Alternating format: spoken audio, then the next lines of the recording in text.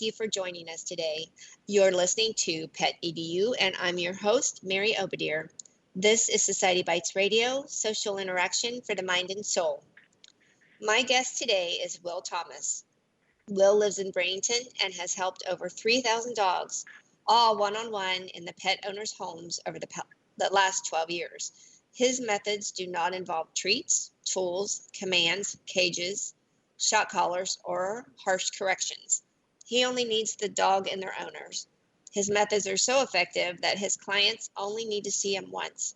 Well, I'm intrigued by this and eager to learn more. Welcome to the show, Will. Hi, Mary. Thanks for having me on. Well, thanks for taking the time to talk with me today. I know you must be very busy, and I'm really anxious to learn about what you do. But before we start, tell us a little bit about yourself. Well, I'm a family man, and I love dogs. Dogs are my passion. It's all I've been doing since we've moved to Florida 12 years ago, and I can help any dog. And it's really super simple and easy. People can learn these techniques and make a big difference in all the dogs that they touch. Well, when I read about you on your website, it sounds like you don't consider yourself a dog trainer. What is the best way to describe what you do? I'm really a behaviorist, basically figure out what's going on with the animal, why they're acting the way they are, and there's always a reason. And then we just solve that reason. Usually the dog's just not getting their needs met, and when we meet their needs in a way that they understand, and the way that they need it, not the way some book tells us that they might need it, then the dogs change, and they get better really fast, and people get their confidence up, and dogs react to that. Well, how did you know that you had this capability to help dogs and their owners? Did it come naturally? Yes, probably. I've worked with animals most of my life, all the way from when I was a kid working with cockatoos, parrots, and doves doing magic to now dogs. And is there any kind of schooling or, like I'm a professional pet sitter, I'm certified. Is there anything that you do as a behaviorist as far as education? No, there's not really, in my opinion. You can do a lot of reading and study. Somebody wants to really know what to study, I could direct them to some few certain things that are worthwhile. But most of what you see out there is negative and doesn't work, whether it's treats or corrections or cages. And that's why I make a good living cleaning up after all the standard, quote unquote, standard methods that are out there. Well, do you only service Manatee and Sarasota, Florida, or do you travel to other areas? No, I travel the entire state. Every day I'm in a different place, it seems. Wow. Do you travel with a pack of dogs? No, I don't bring dogs usually because it's just a further distraction. I'm going to homes where the dogs already have issues. And when you show up with nice, calm dogs, that kind of skews it because now they're acting fine because you got a nice, calm pack to emulate. I have to show the people how to do this without any good dogs around because their dogs are in trouble, So, and it's not a one-off thing. Dogs act accordingly to the moment. So, like, if I show up with good dogs are going to be good. Your dogs are going to be good too. But if I show up with no dogs and show you how to show your dogs how they can start acting correctly, you'll see big changes right away. And you can't say, oh, it was Will's dogs. No, it was Will's techniques that got me on the right path so my dog could understand again. So really, to me, it sounds like you're not really training that dog or working with the owner. Is that correct? You're working more with the owner than the dog? Oh, definitely. I mean, typically a session with me is about 3 hours, and we work with the dog and the people, but it's back and forth, back and forth. I have to teach the people, then the people can get busy with their dogs, and they see their dogs starting to change right away. Just typically, most people that hire me, their dogs won't follow them on a loose leash. They're pulling or whatever. And halfway through the session, the dogs will follow me on a loose leash with no commands or hand signals or anything like that. And they'll follow the humans that I'm working with, usually by the end of the session, with no commands or hand signals or anything. This is even the super rambunctious or aggressive type dog. Once they get the idea how cool their humans actually are, they just start to slow down and take direction from them. And so that's what I do, is bring that out of the human so that the dog can see the best side of the human and start acting the more like we would expect. Wow. And you also say that you can do that in one session, that you can usually get that done in one session? That's right. I've never had to go back. Wow. Do you follow that up with any free advice if somebody needs to call you after that? Is that included in your price? Yeah, afterwards I become their expert on call for the life of their dogs. I get calls all the time from people who, 10 years ago they worked with me, or 5 years ago, and now they're getting a new puppy. What should they do? And usually I tell them to get out the folder that I left them, and if there's anything new, I'll email them the new updates and just go get busy with their new dog. It's really pretty simple stuff. Wow. So then you don't feel like you have to go back and visit the new dog. You can just have the owner do it, right? Nope. I've never. No, I definitely don't have to. But if the owner wants me, I've been called out a few times when they get a new puppy after a number of years and they want my in-person help. Mm-hmm. Typically my clients will get their dogs potty trained in 3-4 days and not chew in the house in 3-4 days, and that's with no cages or yelling or hitting or anything. So people really like that idea that all of a sudden they can, get back to normal life even though they have a puppy in the house. Wow. So have you ever had any cases where you couldn't do it in one session, that you had to go back because Nope. You've never had Nope. one? Really? I can't imagine. No, I can't imagine. And I've been bitten over 100 times. I had my leg broken by a golden retriever, and still the session goes on. We just bandage up, go for a quick walk, and get back to what we're doing. Oh my goodness gracious. Aggression's my specialty, so Oh.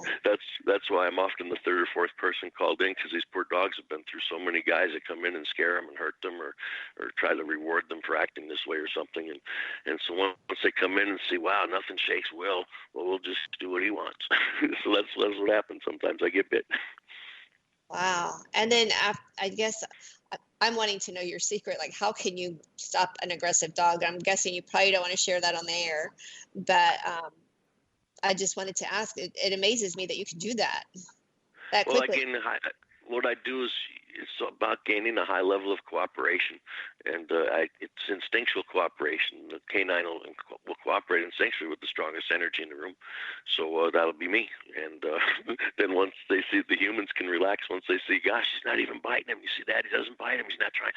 All these kind of things happen in their home, and they start to say, wow, because they're so cemented in the idea that their dog is doing this. He's always running away. He's always doing this. He always does this, that, and the other. Once they see he doesn't always have to do that, like, wow, he's not doing it now, right? Sometimes I have to remind people, see, look, he's not even whatever. And they'll say, oh, that's right. He's usually all, so it's because it happens so fast, because dogs live in the moment, but they're reflecting off the human. And if the human's got anything other than calm confidence going on, the dog pretty much make their own decisions. And that's why the trainers need to see him week after week for years and months and stuff. So basically, as pet parents, we need to try to really be calm around our dogs. Is that? Yep, that's what I teach. Mm-hmm. I teach people to be calm, consistent, assertive, persistent, and patient. And when you can do those 5 things better than your dog, they think you're better than them. And then they'll do whatever you want. And you don't have to say a word. I know, I have noticed. Oh, I'm sorry, go ahead. Everything I teach is silent. So there's no like words or language barriers. It's nothing. It's like you just show those 5 traits: calm, consistent, assertive, persistent, patient. The dog says, oh, wow, you're cool. And what I do in the people's homes, I have exercises where they put themselves in positions with their dogs where they prove to the dogs they've got those traits better than the dog. And the dog says, wow, mom's cool. And usually, like I say, I can accomplish that in an hour in someone's home, and they can accomplish it by the time I'm done. And then they got some homework to do after I leave to get the dog to see, oh, mom's actually changed. Oh, cool, look at that. I can do what she wants. Wow. Well, as a professional pet sitter, I've been in homes where I can see that the owners are a little wound up, and then so are their dogs. I noticed that. Yeah, and you got calm confidence because you go to so many different homes and dogs, and for you it's just another dog. You can't wait to go see him. He can't wait to go see me, go out for a walk. So you've got this perfect way to go in, and the dogs like that, whereas mom and dad come home, oh, I wonder what he destroyed. Where did he poo? Did he escape? Did he kill the cat? So when that energy shows up in the house, the dog's not going to be acting the same as when you show up in the house, just happy go lucky, calm, and confident. Well, I think it would be great if you could train pet professionals that work with pets, because we do work with so many different ones, but then I guess it sounds like if we're the same with every dog, it should work. So yeah, it's just calm confidence. That's why any trainers you see on TV, even if their methods are no good, they have good results because their confidence comes through to the dog. The dog gets it. This guy, it's not his first time, and he knows what he's doing. I'll just follow him. I'm no dummy. I'll follow the human. Well, I had a client once that had a problem situation with her dog that would nip at strangers and didn't like strangers, and she wanted me to take the dog out when she was working, and she hired a trainer, and the trainer had me come over. I was wondering if you have ever done that, or you would do that, work with a pet owner along with their pet sitter? Yeah, I've done that a lot. Especially if there's a lot of people they've got a regular relationship. Every 2 weeks, the pet sitter takes over, or they got a dog walker and they can't walk themselves or something. So, or a family member that spends a lot of time with the dog every time they're on vacation. We can fill up the house. My sessions, I can work up to about 8 dogs and about 8 people all at the same time for the same price. Oh, wow. That's good to know. Long as they're all family or related. I don't want like people just having a block party and have Will over to train the dogs. Right. I know what you're saying. Yes, the people that are going to be working closely with that dog. Yeah. So tell me, why are you against using treats or special tools? Because you just don't need it, for one, and it always makes it so much harder. Because all the dogs I've worked with that have bitten people have been treat trained. I would say probably 95%, it puts an unnatural importance on food. I figure we take them out of the wild and prevent them from getting food, so we have to give them as much food as they want. And when dogs have built-up stress and anxiety, it's going to come out in just a few ways: barking, biting, chewing, or escaping, sometimes peeing or fighting. And so if your dog's stressed out, he's going to explode one of those ways: barking, biting, chewing, escaping. So let's just give him plenty of food, throw away the cage, be nice to him, stop yelling, shut up for a few days so he can see how cool it is to just be around you instead of hearing you blah, blah, blah. And before you know it, you got a whole different animal, and he just acts different. And he's friendly, and he's happy, and he's more relaxed. Dogs in treat training, they get coerced into being excited constantly. The first command: oh, good boy, good boy, good boy. Fluff them all up and give them a treat. You do that for 5 commands for 5 or 10 weeks or whatever. The common denominator on everything was to go to an excited state of mind for this human, because they really want me to be excited. And so then I get hired because these dogs are too excited. Oh, she do everything, do all her commands, but she's so excitable. Well, of course you trained her to be excited. And that excitement's going to come out barking, biting, chewing, escaping, and we're actually training them to do it. So it's ridiculous. And then the cage, as soon as you, and also treat training, there's so many things.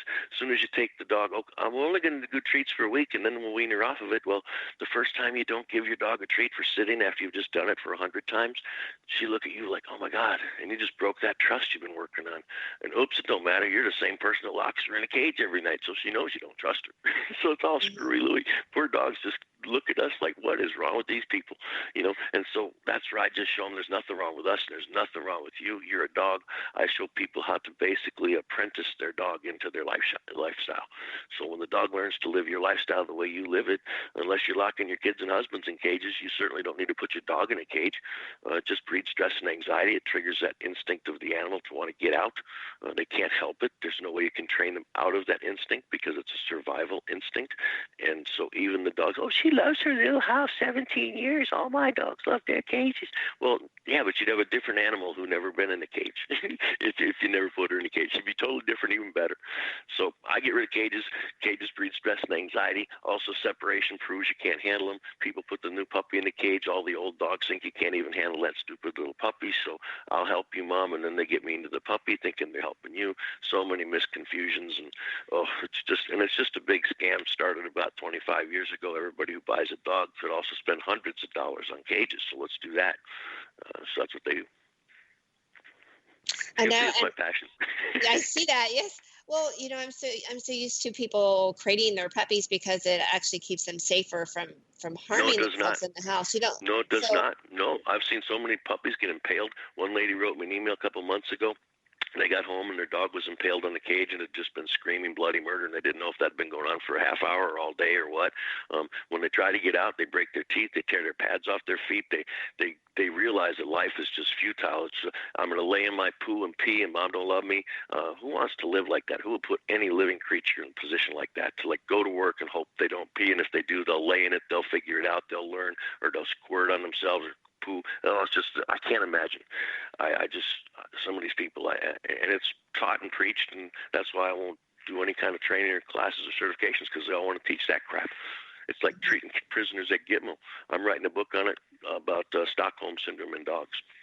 Stockholm Syndrome is when you